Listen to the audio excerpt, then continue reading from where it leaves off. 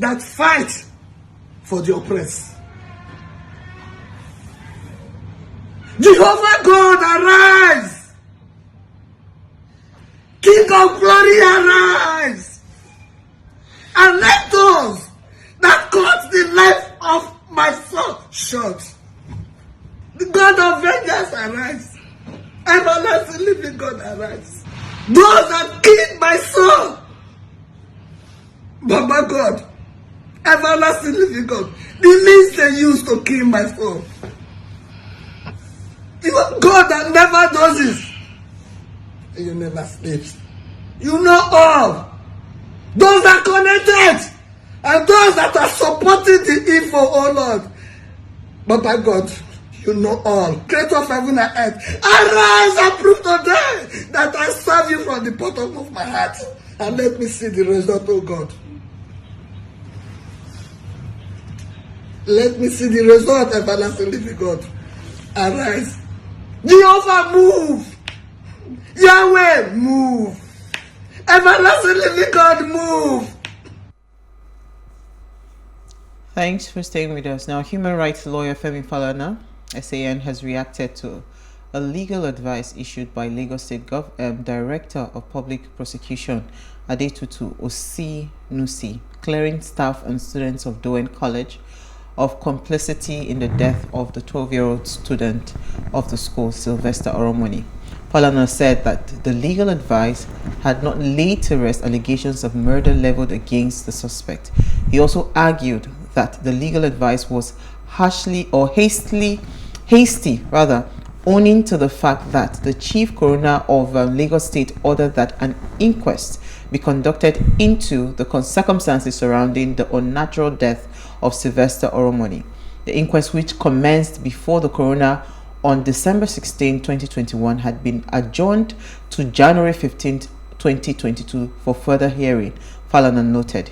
His statement reads, "Our attention has been drawn to the report issued by the Office of the Director of Public Prosecution of Lagos State, dated January 4, 2022, which has purportedly cleared 5 students and 5 employees of Dowen College of any complicity in the death of the 12-year-old Sylverster Oromoni Jr. However, the report has not laid the allegations surrounding the gruesome murder of Sylverster Oromoni to rest. The report is escapist and hasty, as the authorities are aware of the fact that the Chief Coroner of Lagos State has ordered that an inquest be conducted into the circumstances surrounding the unnatural death of Sylverster Oromoni. The inquest, which commenced before the coroner on December 16, 2021, has been adjourned to January 15, 2022 for further hearing. Now, bullying is unwanted, aggressive behavior amongst school-age children that involves a real or perceived power imbalance. The behavior is repeated or has the potential to be repeated over time. Both kids who are bullied and who bully others may have serious lasting problems. So how can we as individuals, parents and members of the society curb bullying from the root, and how can we even find justice for the one that is dead? Now, please let us share what you have to say. Remember, you can join the conversation. Send us an SMS or WhatsApp to 081-803-84663. It is well. So, Oti, this is actually a very, very sad conversation. I don't even know how to start the conversation, but I also want to be careful not to be emotional about this conversation. Conversations around bully and, in this case that has led to the sad death of somebody else, is not new. It happens everywhere around the world. In fact, someone sent me a video of some students that was really beaten up in the bathroom. In fact, two boys. One is even slightly older. The younger one, the parents and the sister, they were claiming that the school was trying to cover up the story. And this happened in England. So it's not new story that things like this happen, and the school try to exonerate themselves from the situation and trying to feign ignorance, or they are not aware, or whatever, or try to push the blame to somebody else. But how can is it even possible for us to, first of all, can bully be bullying rather be curbed in schools, then if we say we really want to find justice for this young boy, what would that justice look like? Because it clearly doesn't seem like going the way people would expect it to go right now with all the recent discoveries. So, to the first question, bullying is an age-old problem. It's not a Nigerian problem. It's a global problem. Wherever there are children, it's an age-old problem. And I remember when we had the last show with Taiwo Akinlami, where we were talking about this. You know, there are several laws, there are several initiatives and plans that have been put in place to try to address this, to try to curb this.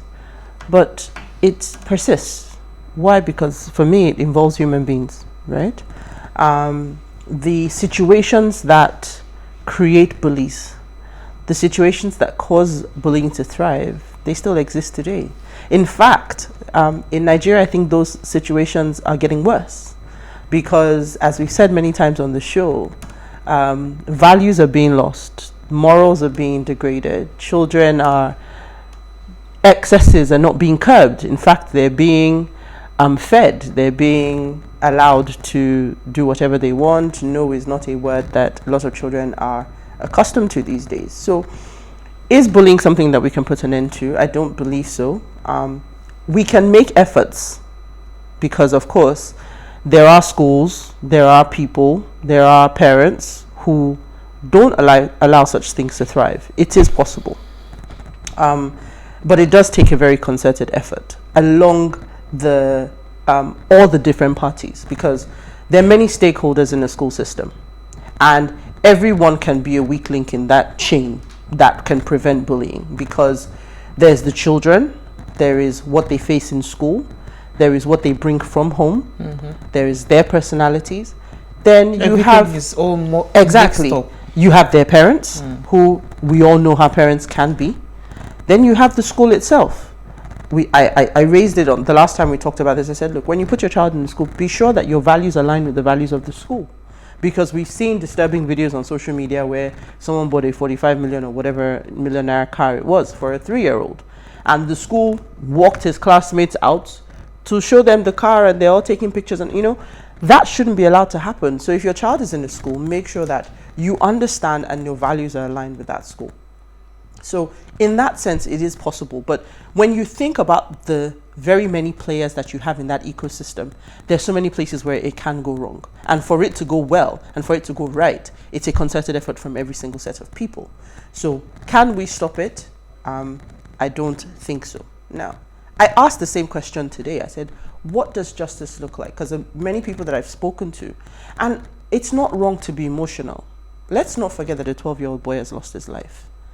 Under any circumstances, it is not, I can't say it's not acceptable, people die every day, but it's very sad that a life is lost needlessly. And worse off, in a situation where he's been put into the care, not for free, not family. This is a paid obligation. I have put my child somewhere to be educated. At the very least, I expect that my child is safe, my child is cared for, that if anything goes wrong, that there's a proper plan in place to handle it. Now, everything I've seen so far of this case, I don't see any of that. And it's natural for people to want to cover their backs, by the way. But what I see, and this is what is sad for me, is we've become accustomed to expecting injustice in this country. So when you say, what does justice look like? It's hard to be able to define it because all you see is injustice. So sometimes I say to myself, if we even saw justice, would we know what it looked like? Yeah. Because we're so accustomed. When I read the first story, when this report came out, I said, already, it's out. In a Nigeria where, in this our system, things take forever. Just like that, the report is out. And everybody appears to be walking away squeaky clean. Well, I think the government, Lagos State government, because I was listening in on the radio on my way to work, they said that they have not given a go-ahead for the school to reopen. against all the. Does it matter? They put out the report. So it's like saying we've handed the toll gate back, but we're not open yet. You don't have to tell us, which is why I say that. Look, my problem there is, I don't know who handles the PR. I don't know who manages these things, but you need to at least give the impression that, I think it was Femi Falana as well who said that this is just a very hasty approach to get the school to reopen on Monday. I mean, we're not stupid. Give us some credit, right? I'm not even saying because we only read what we have been given and what we have seen. I'm not even saying hand on heart, I believe this one was a lie, this one is true. We don't even know because there's too much conflicting. There's one coroner report here, there's another one there. You don't even now know what is true. But the truth is, there is the appearance. When this thing first happened, the school said take 3 days, or what was it, the weekend? Yeah. That's the appearance first of all, it didn't matter. The life of the child didn't matter. Then, okay, the Lagos State government took a good step. They closed the school, and we thought, fantastic, we're getting somewhere. Now, you've come back with this report that seems like we've just rushed it together, we've done it, here's the coroner's report, bum, bum, bum, bum, bum. And then I'm like, so I'm here today, I'm trying to Google all these different terms, the bacterial pneumonia, the sepsis, from an ankle injury. And I start to ask myself, and I'm like, okay, you have a coroner's report that is everywhere on social media. It's online. It's everywhere. That is signed by a pathologist. He's not a phantom. He's a person. Then you come and you do another autopsy. There was no reference to an ankle injury in the first autopsy from Warri. And then you come in, and in this autopsy, you say pneumonia from ankle and sepsis. Now, I'm not medically inclined. From some of the comments that I've seen from medical doctors, they say it doesn't add up.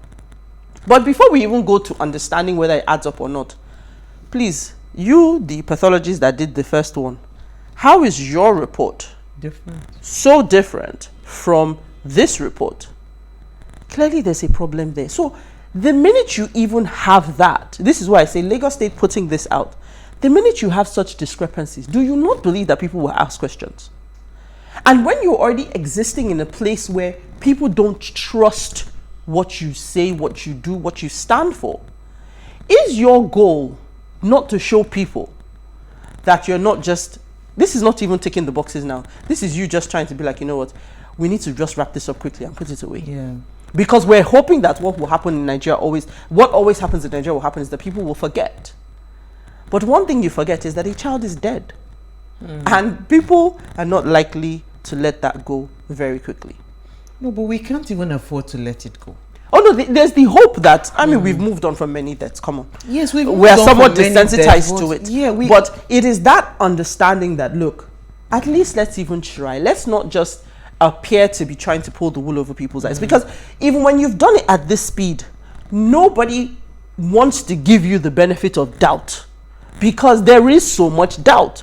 How do you come out and say, oh, we've exonerated the children because there was no sign of a toxic we've explained everything in a nice little box, wrap it up with a book, present one. Then you go, oh, there was no evidence of any insignia or anything that has to do with cultism. So in that case also, well, nice little bow, we're done. And because of all of this, we're also not able to show culpability in the staff of the school. Now, culpability in what sense? Okay, we say it's in the sense of murder. That's where they're coming from. But please, can anybody tell me that a school that was meant to safeguard a child, even if it was a football injury, that this school is not culpable? Let's take a break. Let's take a break. We'll be right back. We'll open the phone lines as well.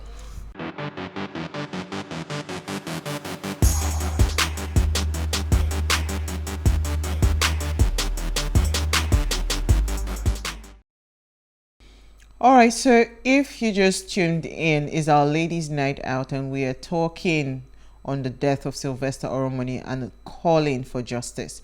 Now, please let us hear what you have to say. Remember, you can join the conversation. Send us an SMS or WhatsApp to 081-803-84663. Please, we plead with you, when you call into the show, turn off the volume of your television set so we can hear ourselves. The number to call is 070-25007749. Again, 070-25007749. We're having a bit of difficulty trying to connect with Adetoun, but when we do, she will join the conversation. So, Uti, I like the fact that people are not letting this slide, and that was part of why I actually reached out to Adetoun, because she's one of the strongest voices out there on social media, ensuring that it's at the front burner. And I saw a protest today by the Ijaw. I think I told them to pull out the video. Yeah. The Ijaw indigenes that went to the school. Again, that protest was done because they thought the report that was released would allow the school to reopen. But thankfully, the Lagos State government has said that no, the school is not reopening and all of that. But you see, I really want to understand what justice will mean, because for me, it's not just about Sylverster. For me, what justice will mean is that wrongs are admitted, right? And in this case, your closing remark before we went on the break was the fact that even if it was a football injury, let us even agree that there was no such thing as bully and whatever. You mismanaged an injury that eventually graduated into. So I made a joke out of this, that when this happened, because my son had a cut in his arm in school, when this happened, this was never done before. They called us to tell us that, this thing happened. My son had already told us this was what happened. They still called us and said, this thing happened though, but they don't decide, because I told my son, go back to the clinic and go and get tetanus and all of that. They called. So justice for me would be putting other schools in check. Not that you just feel like you can do anything and get away with it. That's my point. So that's why it has to be holistic. It can't just be about just saying, we are talking and everybody. We have to find a way. And I am really, really hoping the parents in this school that still have their words there will be the one to cry the loudest for this justice. But let me take Friday. I think we have Friday from Lagos. Thank you for calling. Did we lose the call? Sorry, I think we lost the call. But the thing about justice really is, it's different things to different people. So the mother is crying out, over the loss of the child.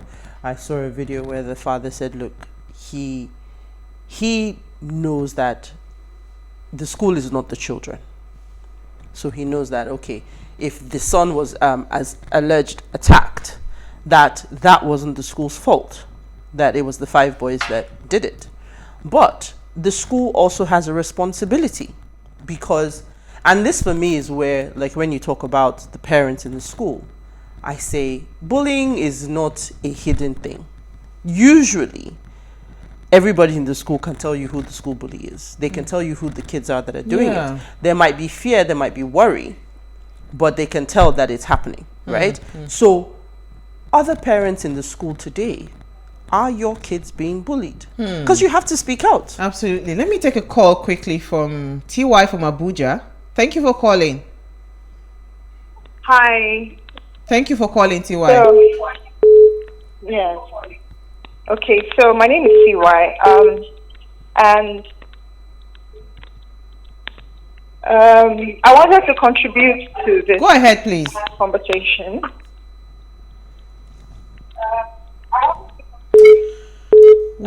It's very interesting that we are having this kind of conversation in 2022 in Nigeria, because Nigeria has over time failed its citizens. Quite sadly, it's even a 12-year-old child. I remember when I had kids and they were almost babies, I used to really fear leaving them with a nanny at home and rather take them to an institution like a crèche, just to make sure that there was somebody or an institution, a state actor, so to say, that I could hold responsible if anything happened to a child that could not talk, walk, or defend himself. This was almost maybe 10 years ago. And if at this time a state actor can come out to say that the school is not culpable, and like Uti had said, put a red bull and just let everybody walk free, then it's even more apparent and dangerous to think of how much we do not matter to Thank you, CY. Nigeria. Thank you so much, CY. Sorry, so we're going to take a very short break. I hear my guest is around. Stay with us. We'll be right back.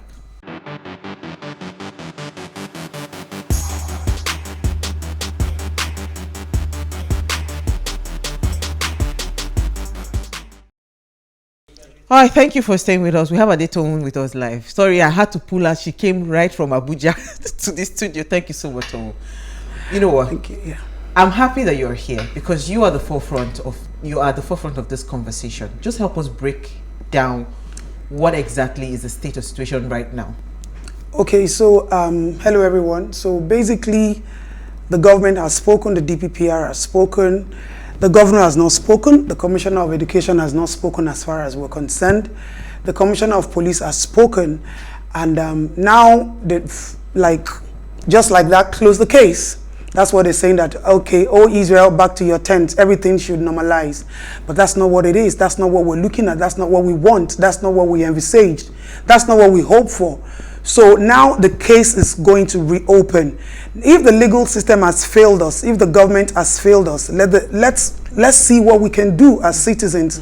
Because for us now, it's about the government who don't care, and then we citizens who care about not failing our children, and then we will not continue to live in a Nigeria where all hopes are lost and it's like the hopes are drying off. We need to revive it, and reviving it is me, you, every concerned person. As long as you are a parent, this is your call. This is your wake-up call. This is our fight. This is not the Oromoni's family's fight. This is your fight. This is my fight. Because it can happen to my own child. Anybody told me. I have all my children are in boarding house. All my kids are in boarding school. Let me take Peter from Benin. Thank you for calling, Peter. Yeah, good evening. Hi, quickly. God bless Plus TV and God bless Ways for you to sustain this conversation. Thank you. If you play back my response when Sylverster Oromoni's case came up, I made a statement that nothing will come out from this. Play it back. It is the impunity that we have in Nigeria. What is the way forward? I'll recommend a film by John Q by Denzel Washington. Something like what happened in John Q in America will happen in Nigeria one day, where parents will take the law into their own hands. It's sad of the environment that we found ourselves. But God will bless you people for bringing up this conversation after this rigmarole and the shenanigans that what has finally came up to. May the soul of that boy rest in peace. You saw the video about the mother, when the mother was calling on the soul of the son to avenge the death or the nonsense that has happened. Thank you, people. That's what I want to say. God will bless you guys. I mean, Tom, we had this conversation, and I said it for me because it's not so much of Sylverster. But the question is a call for justice. We asked the question, what would justice look like? Because for me, it's bigger than what we think. If we allow, because it's just one child, that's how we put it in our head. It's not even one child. Have you forgotten Ojodu Beggar? Yes. Same thing. No the evidence. Girl that a condom was found in her vagina. Up till now, no nothing. Justice, nothing. So what do we? How do we move forward? Okay, so thank you. I spoke to Sylverster's mom, and we're like, everybody's ready to be on this with you. Try and gather the energy to speak. She did a video and sent it to me, and then I posted it yesterday. Prior to that, on Monday, we wrote a petition to the Commissioner of Police. We wrote a letter via my NGO to the Commissioner of Education and to Governor Sanwo-Olu himself. And this is what we said. We cannot go back to normalcy. What measures are being put in place to avert such things from happening? When Corona came out, you people closed down schools and told them to put sanitizers and do this. And you set up people to go inspect. And monitor. Let people start having CCTV cameras in school. This is simple. There are mental health experts in the society. There are counselors in the society. Can you please call these people? If the government cannot do it, bring them on board, and then let's look for a way forward that in case any of this thing happens, this is where we can now have a track back to. I went to Dowen College. We posted all those obituaries there. We went to the hostel. We did everything. No CCTV camera. It's a closed circuit. That place is like a barrack. That place is a closed up, no environment for any child to breathe. So one thing I realized about Dowen is there's a lot of conspiracy going on between the authorities, the students, and the parents. A lot of parents know so much, but they are not talking. So now, everybody needs to come out, because we already wrote a letter. By Monday, we're going to start a protest. No kids are going back to school, and if you feel they should go back to school, Dowen will not open. So the Ijaw people have started. We are towing. We are coming behind them. So mothers are also coming out to say, my child is not safe. Our children are not safe. So therefore, we cannot put them out at risk, because it's obvious the government is not responsible to our children. So now, the way out is everybody should brace up. If the legal system has failed us, if Lagos State has failed us, because how can there be two contradictory reports? So are you telling me that the pathologist in Warri doesn't know his job, or he didn't know what happened? As a matter of fact, we are now planning to go on extra. Even if we have to fly the body out, even if we have to bring in experts, that body is not going to be buried yet. Until yes, if it's going to take us forever to be able to get to the root of it, we will. But pending that time, we will all stand on our feet to ensure that this government that is so irresponsible, we need to begin to tell them that, no, we will not take it from you. When they offer us all these things, we tolerate it. But the stop sign has already been ignited now. We will not take it anymore. So please, fellow Nigerians, this is not about social media. This is not about everybody coming out to just say, hey, I'm sorry, I couldn't watch the video. Oh, this happened. Everybody just needs to come out. Everybody needs to come out. And this is what I said. This is what we said. We said, if you like, go to the barracks and bring the police, like you did for us in NSAS. You can go and bring them. You can go and re-strategize. But the thing is, we're going to be on the street because it's an innocent child, and the whole world is watching. The whole world is watching that a common layman's child dies, and intimidation sets in, and you people just want to turn the case. And what is the hope of a common man at that point? What's the hope of my own children? I can't even allow my children to go to school. So, Tom, I was going to ask that, what exactly are we supposed to tell the parents that are still, parents in the school? What would you tell them? You see, for parents in Dowen College, I basically don't have anything to say to them. I'll tell you why. When we did the visit to Dowen College, at night, they did a candle night. And one of the parents said to me, Tom, please, you need to come around. I'm like, what for? I'm not a parent. And no, please just come so that you will see that we too were doing. I said, whatever you're doing is not to show off to anybody. It's for you to know that this is really, really serious, and we're on scripture. They had no idea that my manager was there, and about 3 or 4 people were there with me. And then they were trying to give them extra flyers. And we were like, what do we need it for? For what? For? And you know, the minute they all saw me, they started giving attitude. I have all the videos. They started giving attitude. And the next thing they asked the guy, what are you sharing this for? This boy said justice. He said, justice for what? And I tell you, one of the parents in Dowen College happens to be a client of mine.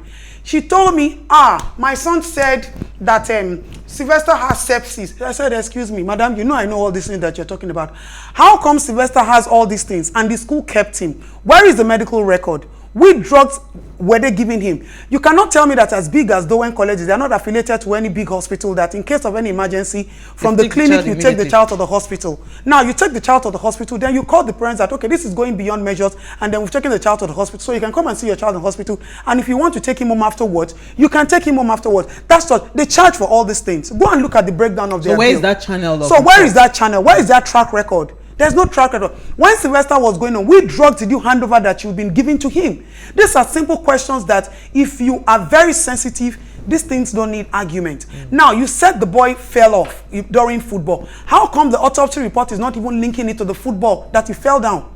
You know, so I was going to also add, sorry, Uti, I was going to add that, so now that, because the part of cultism is being denied by the school. They can't, you see, the school can continue to deny it, but some parents are going to start coming out now because they experienced it. They experienced it in Dowen and they are ready to speak out now. Even some of their kids have graduated, and some of these parents confronted the principal of the school, and the principal just said, okay, we will do something about it, and they never did anything about it.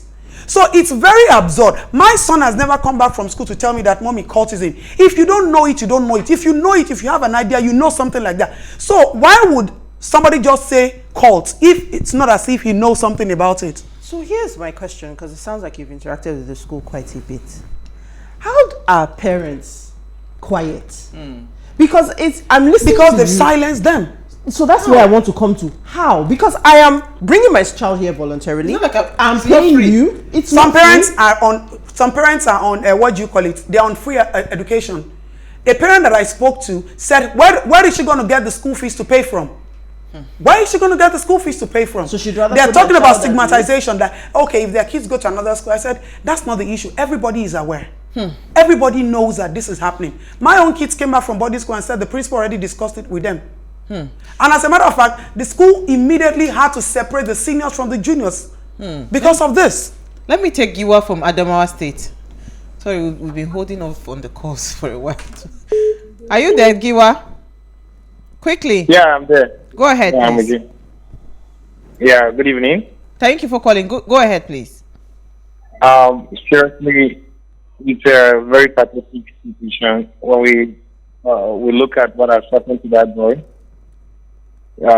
First of all, I would like to condole with the family. This pathetic, it actually touched the heart of all of us Nigerians. We pray may it all rest in peace. Amen. Hello. Thank you, Giwa. Thank you. So, what way forward? So, I would like us not to just end the conversation here, because right now it seems like it's an us and them situation. So, how do we fight it? So, you said, I'm happy you said that come Monday, parents are coming. Out. They are going to be talking. We need to do that. So, would justice be? Because we asked the question, what would justice look like? Yes. When you do come out, what is the ask? So I know you've already listed some things, because the fact that the report even came out in the midst of such doubt, you have one report here, you have another report here. Like I asked before you came, I said, this coroner that did it in Warri, is he a phantom? How do you put something out that completely dispels what he put out? And you don't think people will ask questions? So what is the ask? What is it that if we come out today and we're protesting? Because this is beyond Dowen. This is beyond Sylvester. Sad to say, his soul rest in peace. Nothing we do today is going to bring him back. True. So today we're talking about protecting your children, my child, your children. What does that look like? Is it us going back to legislation? Because we already have the Child Rights Act. We have all these. Nigeria is a place that has a plethora of laws, yeah. but it never seems like anything Comes out. Because a lot of people don't even know what these laws are. A lot of people don't even know what they owe the government and what the government owes them. An average Nigerian citizen does not know. The only thing a lot of people know is during election, let's go out to vote. After that, they don't know anything that that is their own fundamental right. You see, a governor does a road, or they are doing an opening, and you see people happy, they are clapping. Excuse me, these people are paying their debts. Road construction is not what we should be talking about in 2022 or 2021 or 1999. These are things that should have been done some 15, 30 years ago. And if you look at their blueprint, they're still going to do it for another 60 years. And we're happy that they are doing it, that they are paying us the debts that they owe us. So the thing is, moving forward, Sylvester is not coming back. But other children can be averted from being victims of this. Number one, the government needs to come out to speak. The school needs to come out to speak. First, to apologize, putting everybody in this kind of situation. Secondly, you cannot say you don't know anything about it. But what are you doing? The hostel needs to be revisited. They need to reposition the status of the hostel. They need to revalidate if this place is even fit to be a school. Thank you. Thank you. So we need external bodies. Lagos State still needs to set up an independent body to check. What environment do you put children in boarding school? Vast land, space of land where they can play ball, where they can go for their all sorts of games, where they can sleep, not where they're choked up with ACs. Somebody said they smoke in Doe, and I said I'm not going to deny that. I'm not going to say no, and I'm not going to say yes, because she used to be a house mistress there. You know, so because of this, a lot of people are coming out to say a lot of things. We can't say they're telling lies. We can't say they're telling the truth. But the thing is, we need to go back to our drawing board. And going back to the drawing board is, okay, this has happened out of everybody's negligence. What do we do? Look at Ojodu Beggar. Zebra crossing is needed. If there was CCTV camera on the highway there, this would not have gone like dried off like that. Because we can easily go back to say, okay, let them play the footage and then let's see. But if you look at Alausa, they will tell you they have CCTV cameras. So these are minor things that an average citizen is asking for. But when you ask for these things, these government people think you're asking for too much. We're asking for the basic. From the basic, we will grow. We will advance. All the things they are offering us are not what we need. At a point I say, you know what? Can all these government people just stop road construction and face the local council? Let them face the local unit where it's easy for every one of us to go. Where we can easily take our children to the councillors at the local council. Please help me talk to this child. This child I don't understand though. Now you're picking, no. What can we do? Oh? Those days, we used to have counseling units in our schools. We have external counselors coming in to talk to us. These children are free to say, to open up and say, but if you look at Dowen, there's a high level of conspiracy. These children know, but they cannot talk. My friend who I told you said that his children were victims, said they know, but they want them not to talk. And even when he confronted the principal of the school, the principal said she was going to investigate and get back, and the principal never got back. Nothing. You know And what? the parents we were need to quiet move on. at that point. Yeah. I mean, but you know I what? back We're to going to it. bring back this conversation. But thank you so much, Adetoun. Thank you to we've run out of time. Like we are on 90 seconds. Please remember to follow us on Instagram. Today is our director's birthday, Mayowa. Happy birthday, Mayowa. I forgot to do the birthday shout out. Thank you so much, Mayowa, for all you do for us on Ways. Now, before you go, ensure you follow us on Instagram is at @WaysShowAfrica. If you missed today's quote, here it is again. It's a very, very apt quote. Where is my quote? Where is my quote? It says, the dead cannot cry out for justice. It is a duty of the living to do so for them. And we thank God, and we thank people like Adetoun, we thank the Ways ladies for always crying out for justice. We'll see you guys tomorrow. We'll bring back this topic. We'll see you guys tomorrow at 8 p.m. as we bring another great conversation to your screen. Enjoy.